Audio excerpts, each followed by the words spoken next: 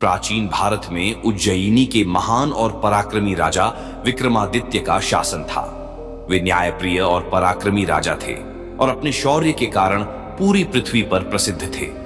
एक दिन उनके पास एक साधु आया और उनसे कहा, हे राजन, आपके भीतर इतनी महान शक्तियां हैं कि आप किसी भी रहस्य से परे जा सकते हैं। मैं आपको एक विशेष कार्य सौंपना चाहता हूं। अगर आप इस कार्य को पूरा कर लें तो आपको अमृत की प्राप्ति होगी और महान शक्तियों का आशीर्वाद मिलेगा।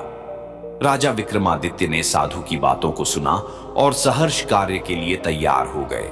साधु ने उन्हें एक खंडहर मंदिर का रास्ता बताया जहां एक अद्भुत योगिनी रहती थी। साधु ने राजा को सावधान किया कि योगिनी एक मायावी स्त्री है जो उन्हें हर तरह से भटकाने की कोशिश करेगी। राजा विक्रमादित्य ने अपनी तलवार संभाली और साधु द्वारा बताए गए उस खंडहर मंदिर की ओर चल पड़े। मंदिर के अंदर गहरी शांति और अंधकार था। मंदिर की दीवारों पर अजीबोगरीब चित्र बने थे जो किसी भी साधारण व्यक्ति को भयभीत कर सकते थे।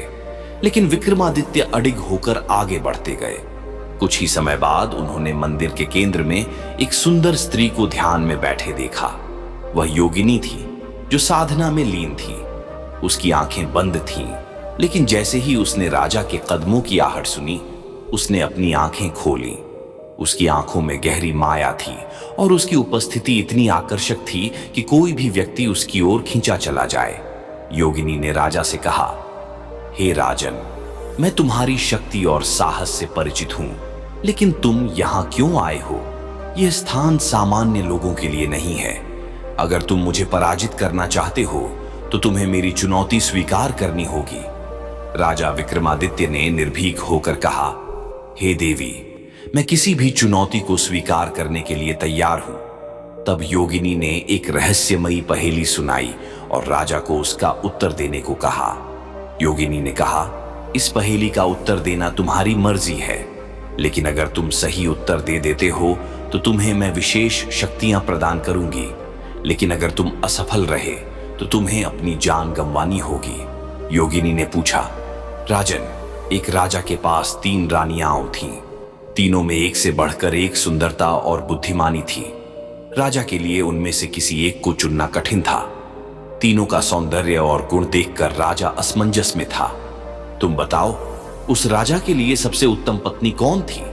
राजा विक्रमादित्य ने उत्तर दिया, योगिनी।